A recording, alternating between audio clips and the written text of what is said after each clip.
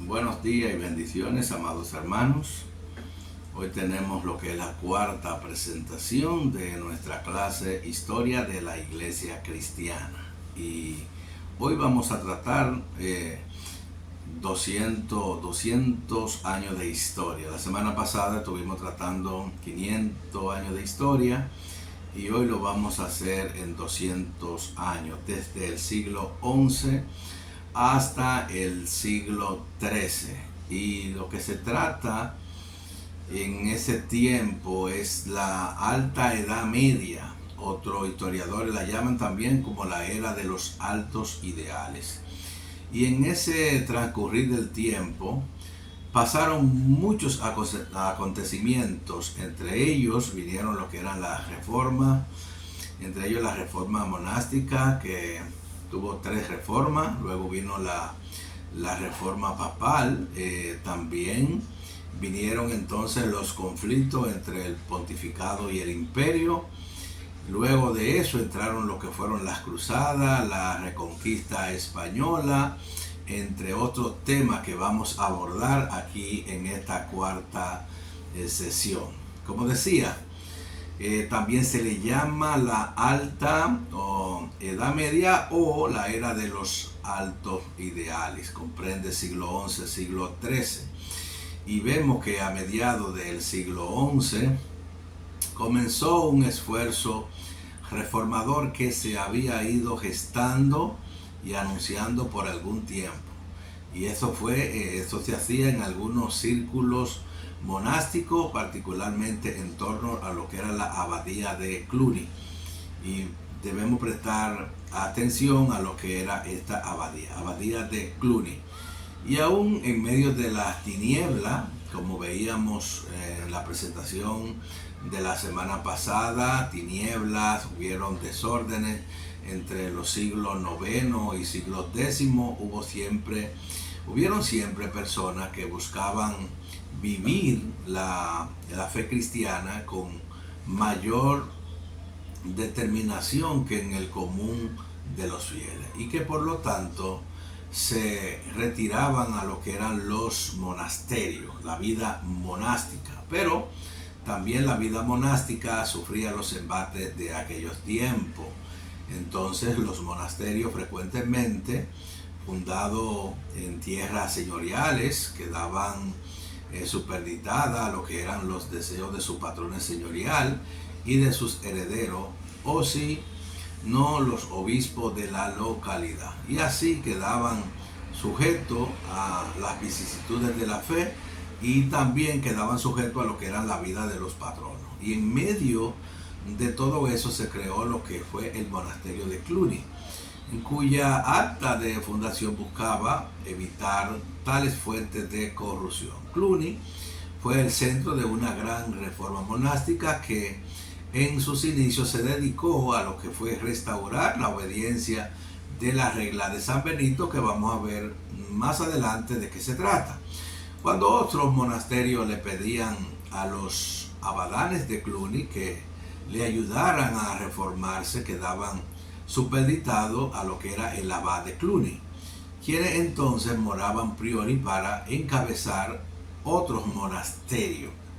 Entonces, con el correr del tiempo, el propio monaquismo cluniaciense, que venía a llamarse de ese modo, entonces ahí empezó a descaer, y por tanto ellos fueron necesarios otras reformas dentro de lo que era el mismo monaquismo, de las cuales la más notable es el cisterciense. Vamos a ver si lo puedo mencionar correctamente: cisterciense. Y este monasterio, el famoso monje era Bernardo de Claraval.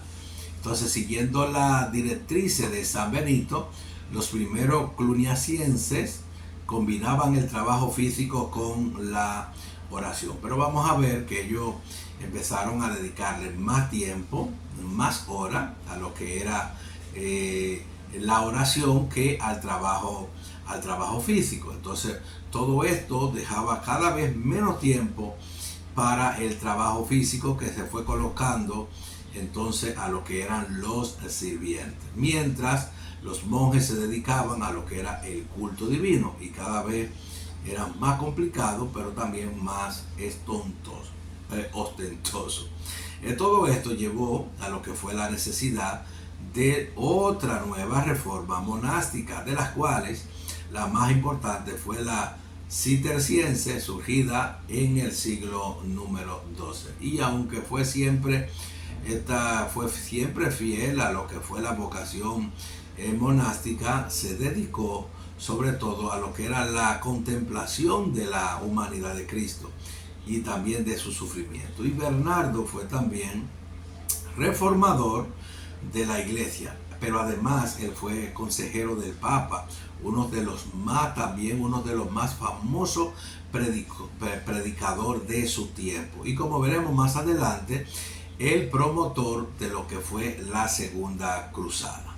Bruno iba acompañado de dos monjes inspirados por la reforma de Cluny, y esos monjes, ahí estaba mi tocayo Humberto, y también estaba Hildebrando, quien más tarde sería el Papa Gregorio VII. Aquel grupo se acercaba a Roma con el empeño de reformar la iglesia en su totalidad, eliminando la corrupción que entonces reinaba. Para ellos, la peor forma de corrupción era la simonía, así llamada en memoria de Simón el Mago, quien quiso comprar el poder del Espíritu Santo y que consistía en la compra y venta de los cargos eclesiásticos. Nos recordamos aquella cita cuando el apóstol Pablo llega a aquel lugar y ve que el mago está haciendo muchos milagros para ello, ¿verdad? Entonces se quemaron todos los libros, todo eso, y él aparentemente se convirtió al cristianismo, aceptó el mensaje del apóstol Pablo, pero él veía lo que el Espíritu Santo hacía con el apóstol Pablo y él quería comprar eso, cuando el Espíritu Santo no se puede comprar. Entonces, desde ahí, aquí en el siglo XII, los reformadores vieron esta corrupción de la simonía, que se encargaba de la compra de los cargos eclesiásticos. Entonces, por otra parte, si fue la cuestión del celibato, que era otra parte, la que más cerca tocó la población común, igualmente importante para el papado fueron sus conflictos con el imperio, sobre lo que volveremos a ver más adelante. Entre aquellos papas, los más notables fueron León IX, con quien la reforma cobró nuevo ímpetu, y Gregorio VII, el más poderoso papa de ese siglo, quien fue campeón del celibato eclesiástico. Luego Bruno de Tol, él llegó a Roma descalzo, humildemente vestido y con calidad de peregrino, y allí el pueblo le exclamó como papa, y Bruno tomó el nombre de León IX. Entre sus principales consejeros estaban los monjes Hildebrando y también Humberto y Pedro Damiano. Ellos eran los consejeros de León IX. Este era un monje famoso por su santidad y bondad, a quien León invitó a ayudar en la tarea de los reformadores. León comenzó por reformar la vida de la iglesia en los estados papales y luego en las regiones vecinas. Pero además León emprendió una serie de viajes con el propósito de reformar la iglesia en otras zonas. Así fue primero a Alemania, donde reinaba el mismo emperador Enrique III, que le había ofrecido a él lo que era la tiara papal. En 1074, o sea, en el siglo XI, él reunió un concilio en Roma que definitivamente prohibió ambas cosas. Y entonces se lanzó a hacer cumplir lo que eran los decretos del concilio.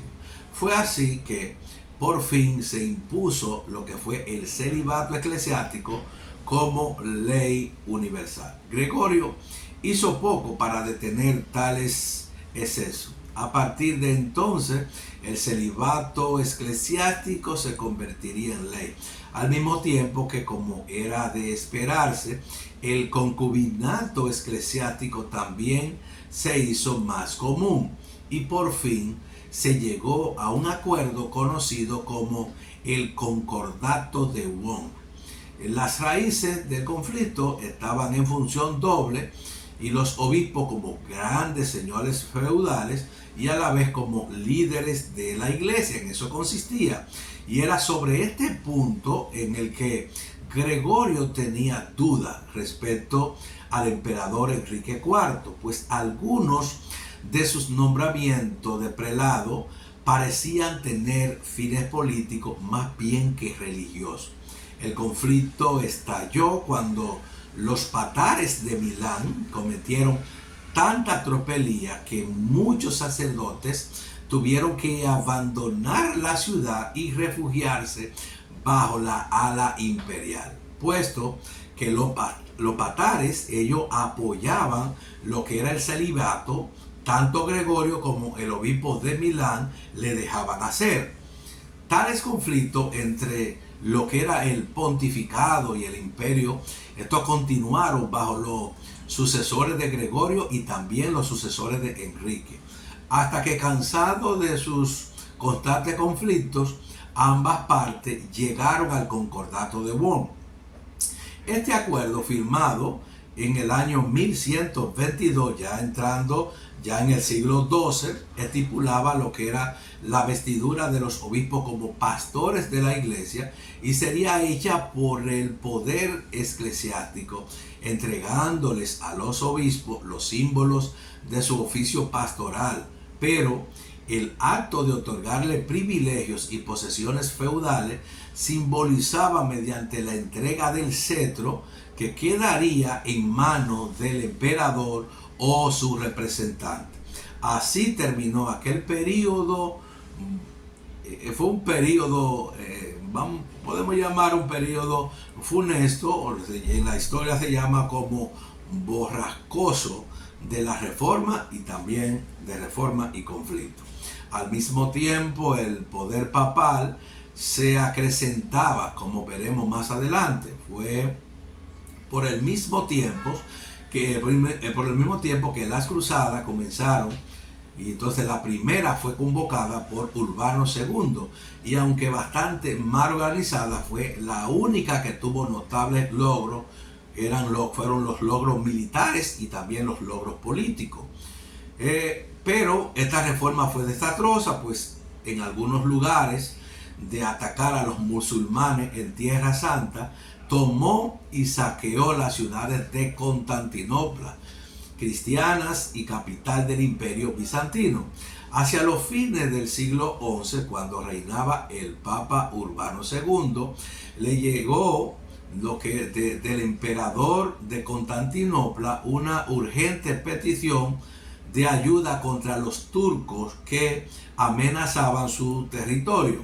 Tras muchas vicisitudes y muertes, los cruzados por fin tomaron a Antioquía, excepto la ciudad central, pero casi inmediatamente otro ejército turco le puso cerco, de modo que ahora los cruzados tenían enemigos tanto en el centro de la ciudad como en un cerco que les rodeaba por fuera. La situación de aquel entonces era crítica, cuando alguien dijo que en una visión se le había dicho dónde estaba la santa lanza que hirió el costado de Jesús.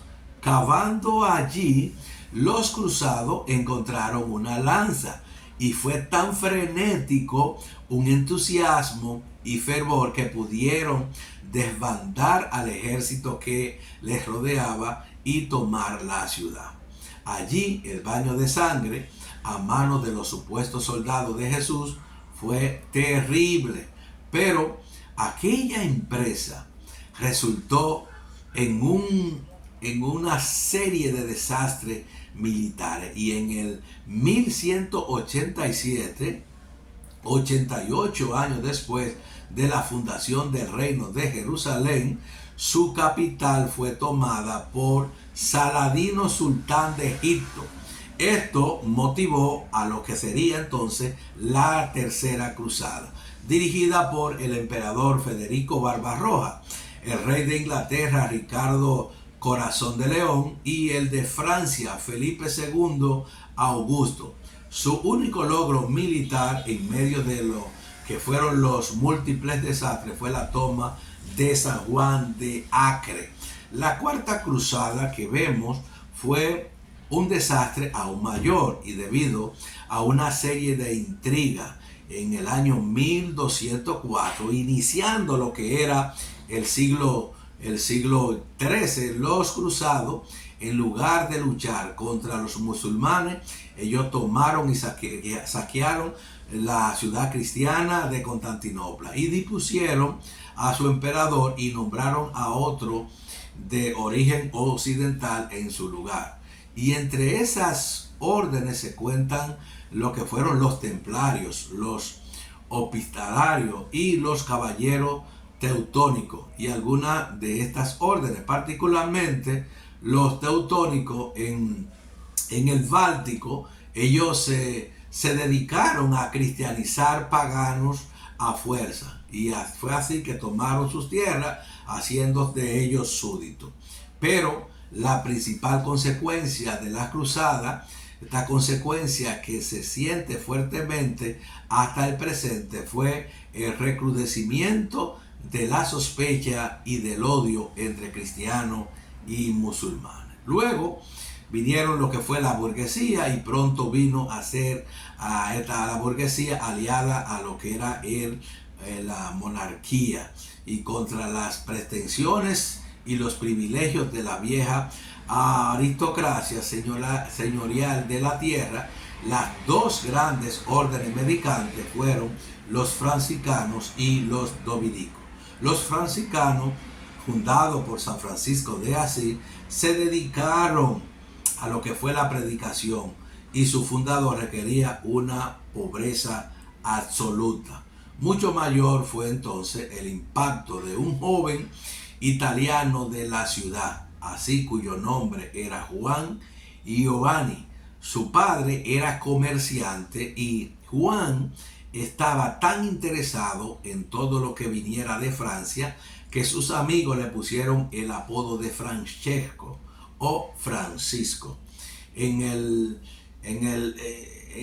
entretanto vemos aquí que los franciscanos se habían establecido, entonces luego vinieron como profesores en las universidades. Recordemos que este tema que estamos hablando habla de la era de los altos ideales, y ellos entonces entraron a las universidades, y de todo esto el más famoso fue Buenaventura, que fue el profesor de la Universidad de París. Poco después, la fundación de la orden y ministro general, que la orden, a quien frecuentemente se llamaba su segundo fundador, en parte porque logró superar lo que fue la crisis creada por los espirituales. Los dominicos, recuerden que estamos hablando de las dos órdenes más importantes, ¿verdad? Y uno de ellos eran los dominicos, que fue el fundador por Santo Domingo de Guzmán, que tenía el propósito de combatir lo que fueron las herejías, y sobre todo de las de los albigenses, que eran numerosos al sur de Francia, y por tanto para ellos el estudio era más importante. Pronto ellos también se establecieron en las universidades. El Papa Inocencio III, él le autorizó para organizar a sus seguidores en una orden de predicadores, hoy comúnmente conocida como los dominicos, puesto que desde sus inicios los dominicos tenían el propósito de persuadir a lo que eran los herejes y a otros contrincantes mediante el argumento racional. Para ello, el estudio siempre fue importante, al igual que los franciscanos, pero con un propósito más claro.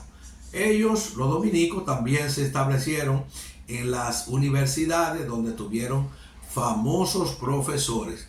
Más importante entre estos fue Santo Tomás de Aquino, quien fue colega de Buenaventura en la Universidad de París. Irónicamente, los seguidores de Domingo, cuyo propósito había sido refutar lo que era la herejía mediante el argumento convincente, más bien que mediante la violencia. A la postre, ellos ganaron fama de inquisidores estrictos. El más famoso entre ellos, poco más de 2 siglos después del tiempo de Santo Domingo, fue Fray Tomás de Torquemada. Al igual que los franciscanos, los dominicos se distinguieron por su labor misionera. Allí, normalmente, en torno a lo que eran las escuelas catedralicias, se fundaron gremios de estudiantes y profesores, y ellos recibieron el nombre de universidades, y que son precursores de nuestras universidades modernas. De ellas, la más importante fue la de París y la de Oxford, que vinieron a ser el centro de las actividades teológicas. Fue allí que floreció el escolasticismo o la teología de las escuelas, aunque ese escolasticismo tuvo sus precursores en monjes, tales como Anselmo de Canterbury. Ahí estaban también Abelardo y Pedro Lombardo, cuando todavía la vida intelectual se centraban en los monasterios. Anselmo, quien llegó a ser obispo de Canterbury en el 1093, se distinguió por sus esfuerzos por relacionar la fe con la razón. En los próximos siglos, Abelardo escribió el libro muy controvertido, Sí y No. Ese fue un libro que escribió Abelardo. Entonces, lo repito, Sí y No, en el que él planteaba una pregunta teológica y luego daba citas de textos bíblicos y de otras autoridades, una a favor de una respuesta y otra a favor de la respuesta contraria. El impacto de este libro puede verse en el método escolástico por excelencia, en el que se plantea una pregunta y se citan autoridades que parecen inclinarse en cada una de las direcciones contrarias. La mayoría de los teólogos rechazó todas o casi todas las doctrinas de Aristóteles, ¿verdad? Y algunos la aceptaron a tal extremo que parecían abandonar algunos elementos fundamentales en lo que era la fe cristiana. Tomás, nacido cerca de Nápoles, Tomás de Aquino, alrededor del año 1224, en medio de lo que era una familia aristócrata, que así que se dice mejor. Aquí Tomás decidió abandonar los privilegios de que gozaba y luego empezó a hacer voto de pobreza como dominico. Tras estudiar en Colonia bajo Alberto, se estableció en la Universidad de París, donde llegó a ser uno de los más conocidos y controvertidos profesores. La reforma papal comenzaba en los tiempos de León IX y Gregorio VII, recogiendo otra vez el tiempo de la reforma, y quedó interrumpida por otro periodo en caos, en que los papas y los antipapas se sucedieron rápidamente, pero culminó en el pontificado del papa más poderoso de todos los tiempos, que fue Inocencio III. En esto estaban las cosas cuando, por razón de la muerte del emperador, que hasta el entonces había dominado lo que eran las elecciones papales, le fue posible a los cardenales elegir un nuevo papa con toda libertad. Así lo hicieron colocando en el trono pontificio a Inocencio III, sin lugar a duda el más poderoso papa de toda la historia. Inocencio reinó en un periodo de 18 años, eso fue entre el año 1198 al 1216, pero en esos pocos años introdujo cambios que fueron notables. Inocencio estaba convencido del poder absoluto del Papa. Según él, de igual modo que Dios, escuchen bien esto, amados hermanos, Inocencio creía que del modo que Dios colocó a dos grandes lumbreras en el cielo, el sol para que alumbrara de día y la luna para que alumbrase en la noche, pero la luna deriva de la luz del sol. Así también Dios, dice él, había colocado dos grandes lumbreras para que gobiernen en la tierra. Eso era la autoridad eclesiástica centrada en el papado y la autoridad civil. La eclesiástica ha de dominar sobre las almas y la civil sobre los cuerpos. Pero, como en el caso del sol y la luna, la autoridad pontificia gobierna por su propia luz, mientras la civil gobierna por el reflejo de la eclesiástica. En términos prácticos, esto quería decir que la autoridad del Papa era suprema al punto de poder nombrar, juzgar, disponer reyes, quitar reyes, poner emperadores y quitar emperadores. Y dentro de la iglesia misma, Inocencio continuó la política reformadora de sus predecesores. Y en el año 1215, en 3 días del trabajo, en el cuarto concilio laterano, él promulgó una larga serie de doctrinas y reglas que Inocencio habría preparado de antemano y en la que en el concilio sencillamente accedió. Y este fue uno de los sucesores de Inocencio III, pero Inocencio ya había preparado esto y ahora uno de los predecesores entonces le estaba dando curso. Y esto incluía lo que era la doctrina de la transustanciación, el mandato de que todos los fieles debían acudir a la confesión y a tomar la comunión al menos una vez al año. La fundación de las escuelas catedralistas, las reglas sobre la conducta del clero y mucho más. Entonces el papado había llegado a la cumbre de su poder tanto dentro como fuera de lo que era la iglesia. En conclusión, nosotros aquí podemos observar que con la elección de un próximo papa, que fue Bonifacio VIII, su alteración le ganó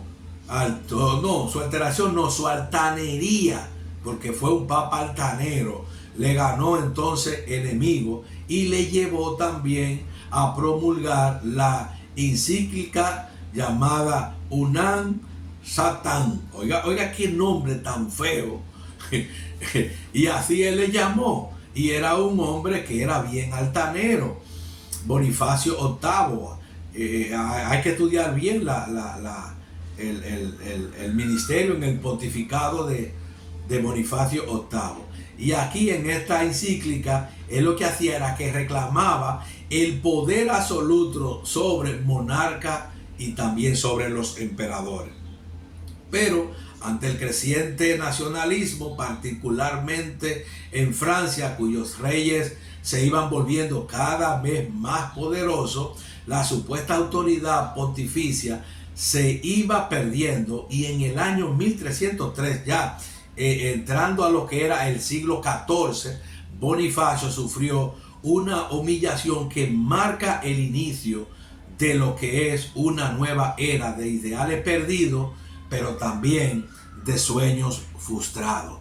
Y esa es la quinta presentación que nosotros vamos a ver en la próxima semana. con el título de La Baja Edad Media o la Era de los Sueños Frustrados, que comprenden el periodo desde el año 1303 hasta la víspera de la Reforma. Bendiciones, y espero que esta presentación les sea de bendición no solamente a los estudiantes, sino a aquellos que entran a la plataforma para ver esta clase. Bendiciones y nos vemos la próxima semana.